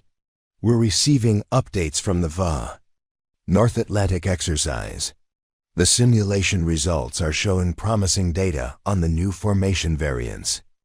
Sarah turned from the windows to study the tactical display that dominated the flag bridge, where real-time data from 3 separate naval exercises was being integrated into a comprehensive picture of global maritime operations. It was a level of coordination and information sharing that would have been impossible during her junior officer days, made possible by technological advances, but driven by cultural changes that traced their origins to lessons learned in the desperate moments of the Atlantic Trench engagement. "What are the preliminary assessments?" she asked, settling into her command chair with the easy confidence of someone who had learned to trust both her own judgment and the expertise of those around her. "Extremely positive, Admiral. The modified Chen protocol formations are showing 30% improved survivability against coordinated submarine attacks, and the international integration aspects are exceeding all expectations. The Royal Navy Tactical Team is particularly impressed with how seamlessly their systems interface with our own." The exercises Rodriguez was referencing represented the latest evolution of tactical doctrine that had begun with Sarah's desperate improvisation 15 years earlier. What had started as an emergency response to a specific threat had been refined, tested, and expanded into a comprehensive approach to naval warfare that emphasized adaptability, integration, and the systematic exploitation of enemy assumptions. Perhaps more importantly, the exercises demonstrated how institutional culture could be transmitted across generations of officers. The young commanders leading those formations had never served under the old system, where dissenting opinions were discouraged and junior officers were expected to remain silent even when they possessed critical information. For them, intellectual courage was simply part of professional competence, as fundamental as navigation or damage control. "Any reports of command friction or integration difficulties?" Sarah asked, remembering the early challenges that had accompanied the implementation of international cooperative procedures. "None reported, Admiral. If anything, the multinational command structures are performing better than purely national ones. The diversity of perspectives seems to be generating tactical innovations that none of the individual navies would have developed independently." That observation aligned with research Sarah had been following at the War College, where strategic studies programs now routinely examine the relationship between organizational diversity and institutional adaptability. The conclusion was becoming increasingly clear. Military organizations that could integrate different viewpoints, cultural perspectives, and tactical approaches were consistently more effective than those that relied on homogeneous thinking and rigid hierarchical control. The irony wasn't lost on her that these insights had emerged from what had initially appeared to be a purely tactical crisis. The enemy submarine commanders who had planned the Atlantic Trench ambush had assumed they were facing a predictable opponent whose responses could be anticipated and countered. They had been defeated not by superior American technology or firepower, but by their own failure to account for the possibility that their carefully studied enemy might be capable of genuine innovation under pressure. "Admiral, we're also receiving preliminary reports from the South China Sea Patrol," Captain Rodriguez continued. "The intelligence analysis teams are reporting unusual activity patterns that don't match established threat profiles. Lieutenant, Commander Park is requesting permission to implement modified reconnaissance protocols." Sarah felt a familiar flutter of recognition at the request. Lieutenant Commander Jennifer Park was a recent War College graduate whose analytical approach reminded Sarah of her younger self, methodical, thorough, and willing to challenge conventional assessments when the data suggested alternative interpretations. More importantly, Park was operating in an institutional environment that encouraged rather than discouraged such intellectual independence. "Approved," Sarah said without hesitation. "And make sure Commander Park knows that she has direct access to flag-level decision-makers if her analysis reveals anything that requires immediate attention. I don't want critical information getting filtered through multiple layers of review if time is a factor." The response was automatic now, part of standard procedures that had been developed to ensure that the communication failures of the Atlantic Trench engagement could never be repeated. But Sarah remembered when such decisions had required considerable moral courage, when bypassing traditional hierarchical channels had been seen as insubordination rather than professional initiative. As the evening watch settled into its routine, Sarah found herself reflecting on the long chain of cause and effect that had led from that desperate morning 15 years ago to this moment of quiet confidence aboard one of the world's most advanced warships. The tactical innovations had been important, certainly, but the cultural changes had been transformational. Young officers, now expected to have their insights heard and their concerns addressed. Senior commanders routinely sought out dissenting opinions and alternative analyzes. International partnerships were built on shared learning rather than rigid adherence to national doctrines. Most importantly, the entire naval establishment had embraced the principle that intellectual humility was a source of strength rather than weakness.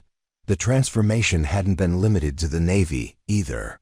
The other services had studied the Atlantic Trench engagement and drawn their own lessons about the importance of institutional learning and adaptive capacity. The Marine Corps had restructured its intelligence analysis procedures.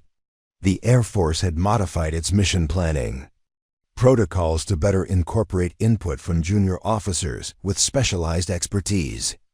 Even the Army had implemented variations of the Chun Protocol in their combined arms operations. But perhaps the most significant change had occurred at the joint level, where the different services had learned to integrate their distinct perspectives into more effective combined operations. Sarah had participated in several such exercises during her flag-level assignments, watching officers from different backgrounds and training combine their expertise to develop solutions that no single service could have achieved independently. The approach had proven its value in actual combat operations as well. When terrorist groups had attempted to disrupt shipping in the Arabian Gulf 3 years earlier, the response had been coordinated by officers who understood that tactical flexibility and intellectual courage were as important as superior firepower.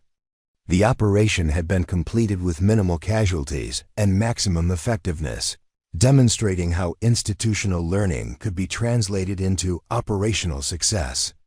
Admiral, Captain Rodriguez approached her chair with a message folder. "We're receiving updated orders from Pacific Fleet Command. It appears that our deployment may be extended by 6 weeks to accommodate additional international cooperation exercises with the Australian and New Zealand navies." Sarah reviewed the orders quickly, noting the detailed coordination requirements and objectives that reflected years of development in multinational naval operations. The exercises would test new communications protocols, shared logistics systems, and integrated command structures that represented the most advanced examples of allied naval cooperation in history. "Any concerns about crew fatigue or readiness?" she asked, knowing that extended deployments could strain both equipment and personnel beyond acceptable limits. "None significant, Admiral. The crew rotation systems we implemented, based on lessons learned from the Atlantic deployment, are working well. Morale remains high, and our maintenance schedules are actually running ahead of projections." That efficiency was another legacy of the institutional reforms that had followed the Atlantic Trench engagement. The Navy had learned that treating sailors as intellectual resources rather than just pairs of hands led to dramatically improved performance across all mission areas. Crew members who understood not just what they were supposed to do, but why they were doing it consistently performed better than those who were simply following orders without comprehension. Sarah had seen this principle applied throughout her career progression, from her early days as a lieutenant commander struggling to get her analysis heard to her current role, coordinating the operations of thousands of sailors across multiple ships and nations. The key insight was that military effectiveness depended not just on discipline and training, but on creating organizational cultures where every person's contribution was valued and utilized. 15 years later, Admiral Sarah Chen stood in the Pentagon's river entrance, watching the Potomac River flow past the windows while she waited for her final appointment as Chief of Naval Operations. In 30 minutes, she would formally transfer command of the world's most advanced naval force to her successor, Vice Admiral David Kim, a brilliant officer whose parents had immigrated from South Korea and who represented the kind of diverse leadership that had become characteristic of the modern American military. The ceremony would be attended by dignitaries from around the world, reflecting the global impact of the institutional innovations that had emerged from a single desperate battle 15 years earlier. But for Sarah, the most meaningful participants would be the dozens of junior officers in the audience, men and women who had grown up in a military culture that encouraged intellectual courage and rewarded innovative thinking. Her 4 years as CNO had been marked by unprecedented international cooperation, technological advancement, and most importantly, the development of military institutions that could learn and adapt faster than their adversaries. The Chen Protocol had evolved far beyond its original tactical applications into a comprehensive framework for organizational learning that was studied and emulated by civilian institutions as well as military ones. Under her leadership, the Navy had successfully navigated crises in 3 different regions, each time demonstrating the kind of tactical flexibility and strategic adaptability that had emerged from the cultural transformation of the past decade and a half.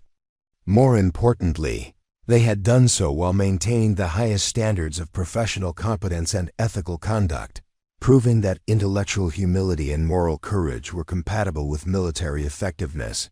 The sound of approaching footsteps interrupted her reflection, and Sarah turned to see Captain Jennifer Park approaching with a final briefing folder. Park had served as her senior aide for the past 2 years, bringing the same analytical brilliance and institutional courage that had made her famous during her lieutenant commander days in the South China Sea. "Admiral, the final transfer documents are ready for your signature," Park said, her voice carrying the mixture of professionalism and personal affection that characterized their working relationship. "Admiral Kim is ready to assume command, and all department heads have confirmed their readiness for the transition." Sarah accepted the folder and reviewed its contents one final time, noting the statistical summaries that chronicled the Navy's achievements during her tenure. Fleet readiness was at an all-time high.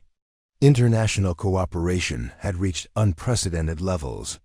Most importantly, the service had successfully recruited and retained the highest quality personnel in its history, drawn by an institutional culture that valued both excellence and innovation. But statistics, she knew, could never capture the real legacy of the Atlantic Trench engagement and its aftermath. That legacy lived in the thousands of officers who had learned to think clearly under pressure, to challenge assumptions when evidence demanded it, and to put mission accomplishment above personal advancement. It lived in the institutional procedures that ensured critical information reached decision-makers regardless of its source or implications. Most importantly, it lived in the cultural understanding that real military strength came not from rigid adherence to doctrine, but from the ability to adapt and improve in response to changing circumstances. "Admiral," Captain Park continued, "there's one final item that doesn't appear in the official transfer documents. The crew of the USS Constellation has requested permission to name their new tactical training center after you. They want to call it the Chen Center for Naval Innovation." Sarah felt tears prick at the corners of her eyes as she remembered the young lieutenant commander who had stood in that ship's combat information center, watching disaster approach with the terrible clarity of someone who could see the future, but felt powerless to change it. The frightened junior officer who had risked her career to challenge a respected admiral's tactical judgment had grown into a leader who understood that true courage wasn't the absence of fear, it was acting correctly despite that fear. "I'm honored by the gesture," she said finally, "but I think there's a better name for that facility. The Center for Institutional Learning, because the real lesson of the Atlantic Trench wasn't about tactics or technology. It was about building organizations that can recognize their mistakes and do better. As they walked toward the ceremony hall, where hundreds of guests were gathering to witness the change of command, Sarah reflected on the long journey that had brought her to this moment. Her grandfather's compass, now displayed in the place of honor at the Naval War College, had guided her through every major decision of her career. But the real navigation had been done by thousands of other officers who had chosen to embrace change rather than resist it, to learn rather than simply endure, to build rather than merely maintain. The ceremony itself was both magnificent and deeply personal, combining the pageantry that honored naval tradition with innovations that reflected the service's evolution under her leadership. Officers from a dozen nations participated in the proceedings, their presence testament to the international cooperation that had emerged from American willingness to share both tactical innovations and institutional lessons. When Admiral Kim took the oath of office and formally assumed command, Sarah felt the weight of responsibility transfer to shoulders she knew were capable of carrying it. He was an officer who understood that leadership meant creating conditions for others to succeed, not simply issuing orders and expecting compliance. Under his guidance, she was confident that the Navy would continue to evolve and improve, ready to face whatever challenges the future might bring. But perhaps the most meaningful moment came during the reception that followed, when a young ensign approached her with obvious nervousness and excitement. The woman couldn't have been more than 23 years old, her uniform crisp and her bearing showing the confidence that came from excellent training and institutional support. "Admiral Chen," the ensign said, her voice steady despite her obvious awe. "I wanted to thank you for everything you've done for the Navy. I'm Elizabeth Rodriguez. My father served with you on the Constellation during the Atlantic Trench engagement. He always told me that serving under your command taught him what real leadership looked like." Sarah recognized the name immediately. Lieutenant Marcus Rodriguez had been one of her closest friends and most trusted colleagues during those challenging early years. Learning that his daughter had chosen to follow in his footsteps was a reminder that institutional change was ultimately about people, about creating environments where each generation could build upon the achievements of those who came before. "Your father was one of the finest officers I ever served with," Sarah replied, studying the young woman's face and seeing echoes of Marcus's determination and analytical intelligence. "He taught me that intellectual courage isn't about being smarter than everyone else. It's about being brave enough to speak up when something important needs to be said." "That's exactly what he told me, Admiral. He said you saved the entire fleet, not because you were the smartest person in the room, but because you cared enough about the people around you to risk your career when their lives were in danger." The observation struck Sarah as a perfect summary of everything she had learned about leadership during her 40-year naval career. Technical competence mattered, certainly, and tactical brilliance could make the difference between victory and defeat.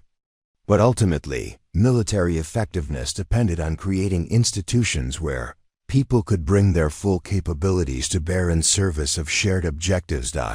As the reception wound down and guests began to depart, Sarah found herself standing alone in the Pentagon courtyard, watching the sun set over the nation's capital.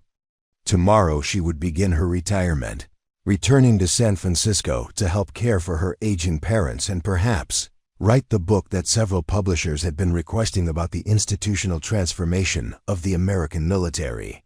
But tonight, she was content to reflect on a career that had exceeded every expectation she had held as a young officer fresh from the Naval Academy.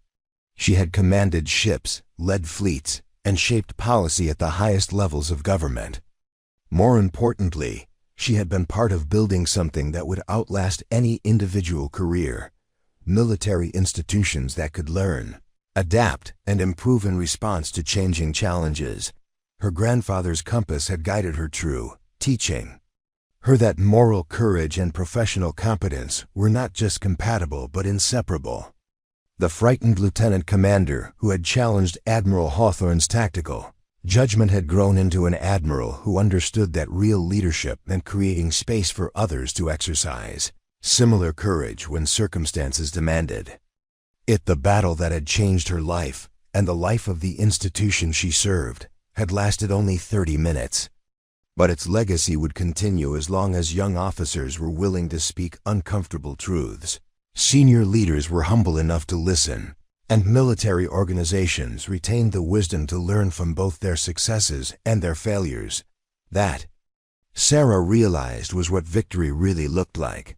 Not the destruction of enemies, but the construction of institutions worthy of the people who served them and the nations they defended. 20 years later, Dr. Sarah Chen stood before the marble memorial that had been erected in Arlington National Cemetery to honor the sailors who had died during the Atlantic Trench engagement.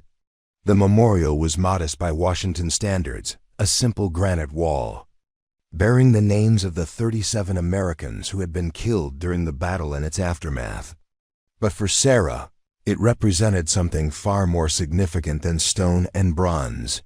It was a testament to the principle that no sacrifice should be meaningless if its lessons were properly learned and applied.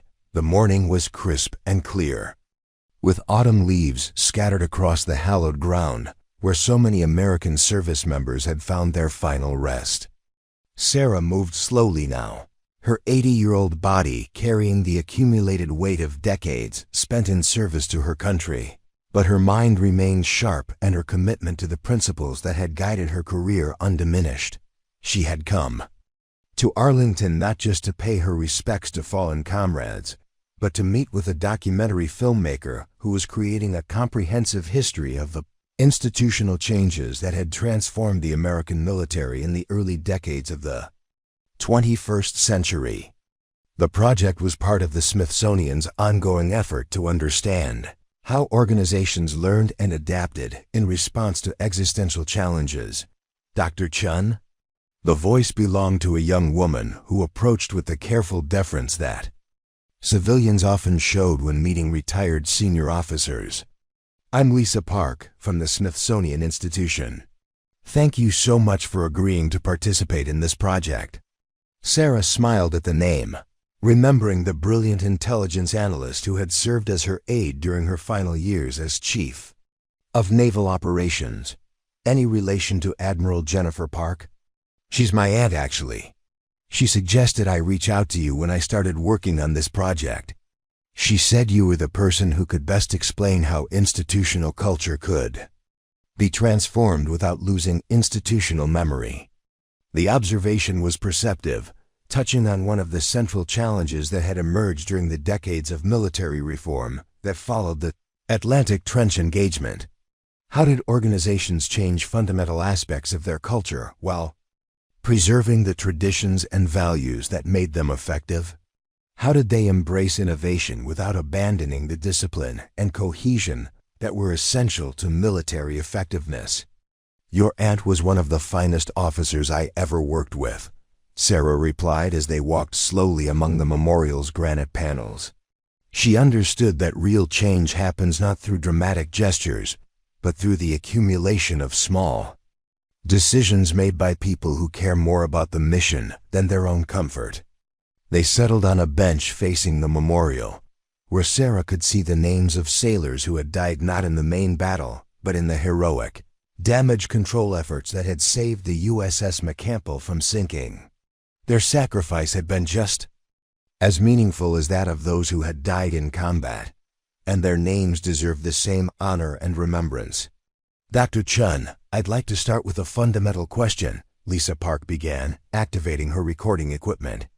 When you challenged Admiral Hawthorne's tactical decisions during the Atlantic Trench engagement, did you have any sense that you were initiating changes that would transform military institutions around the world? Sarah considered the question carefully, remembering the desperate fear that had driven her actions on that gray morning so many decades earlier. Not at all. I was simply trying to prevent a disaster that I could see approaching with mathematical certainty. The broader implications didn't occur to me until much later, when I began to understand that the real enemy wasn't the submarines that were attacking us, It was the institutional blindness that had prevented us from seeing the attack coming. Can you elaborate on that distinction? The enemy submarine commanders were brilliant tacticians who had developed an innovative approach to naval warfare. They had studied American procedures, identified our weaknesses, and created a plan that should have resulted in the destruction of the entire Seventh Fleet. But they made one critical error. They assumed that our response would be constrained by doctrine and hierarchy in the same way that theirs was. Sarah paused, watching a group of tourists read the names on the memorial wall with the solemn attention that such places demanded. Many of them were young people who had grown up in a world where the principles of institutional learning and adaptive leadership were taken for granted, where the idea that junior officers might have insights that senior commanders needed to hear was simply common sense. The real victory wasn't in the tactics we used to defeat their attack, she continued. The real victory was in building military institutions that could recognize and correct their own weaknesses before enemies could exploit them. That required not just new procedures, but a fundamental shift in how we thought about knowledge, expertise, and the relationship between rank and wisdom. Lisa Park leaned forward, clearly engaged by the complexity of the topic. But how do you maintain military discipline and unit cohesion when you're encouraging junior officers to challenge senior decisions? Doesn't that create the risk of institutional chaos? It was a question Sarah had been asked countless times during her academic career at Stanford, where she had spent her retirement years teaching courses on organizational behavior and institutional change. The answer required understanding the difference between destructive insubordination and constructive dissent, a distinction that many people found difficult to grasp. Military discipline has never been about blind obedience, she replied. It's about the willingness to subordinate personal interests to mission accomplishment, even when that requires significant personal sacrifice. True discipline means having the courage to provide accurate information to decision-makers, even when that information is uncomfortable or inconvenient. She gestured toward the memorial wall where the names of 37 sailors served as a permanent reminder of the cost of institutional failure. Those people died not because they lacked discipline or courage, but because the system they served didn't create mechanisms for critical information to reach the people who needed it most. The reforms that followed were designed to ensure that such failures could never be repeated. What were the most important elements of those reforms? Sarah had been thinking about that question for 20 years, ever since she had begun writing her memoirs and trying to distill the lessons of her career into insights that might benefit future leaders. The answer had evolved over time as she had gained perspective on the long-term implications of the changes they had implemented. First, we had to create formal pathways for dissenting opinions to reach senior decision-makers without being filtered or diluted by intermediate layers of review. Second, we had to modify promotion and evaluation systems to reward intellectual courage alongside traditional military virtues. But most importantly, we had to change the culture so that challenging assumptions became a professional expectation rather than a career risk. And did those changes achieve their intended effects? Sarah smiled, thinking about the young officers she had mentored during her final years in uniform and the reports she continued to receive about their achievements in positions of increasing responsibility. The transformation had been even more successful than its architects had dared to hope, producing military leaders who combined traditional virtues of courage and dedication with intellectual flexibility and institutional humility. Beyond our wildest expectations, she replied.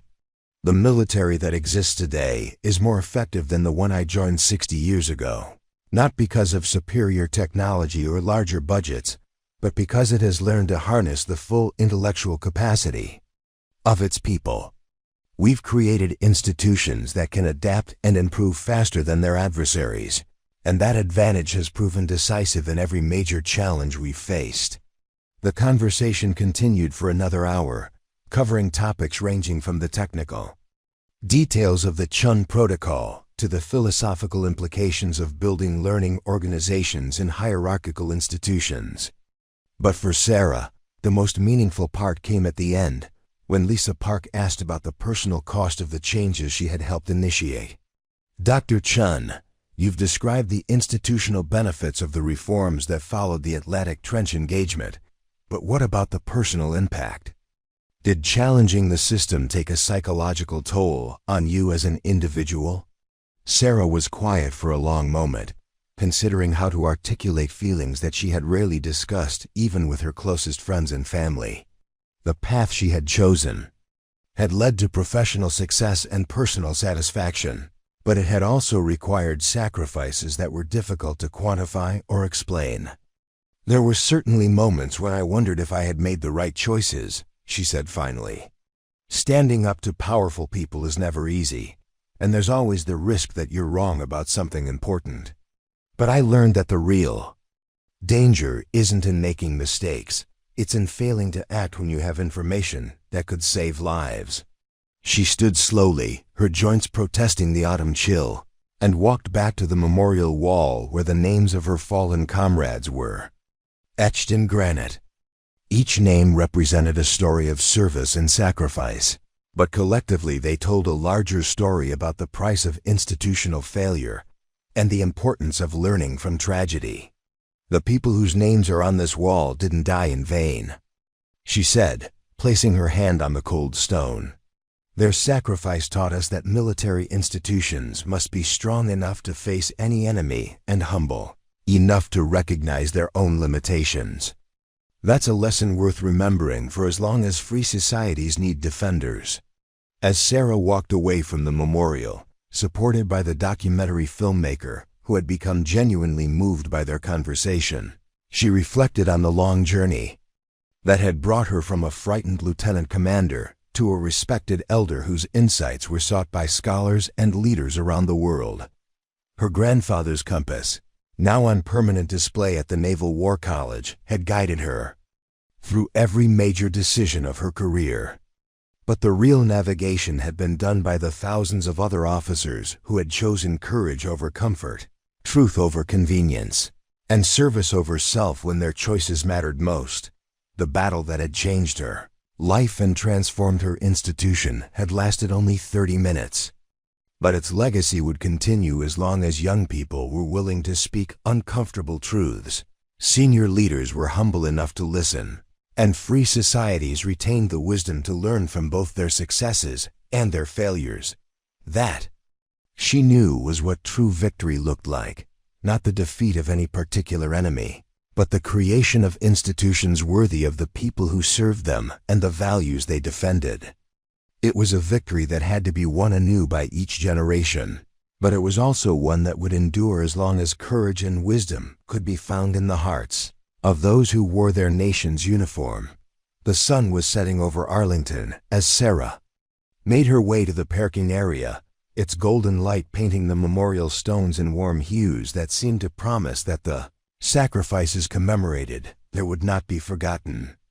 Tomorrow would bring new challenges for the institutions she had helped build, but she was confident that they would face those challenges with the intellectual courage and moral clarity that had emerged from the lessons learned in desperate battle 20 years before.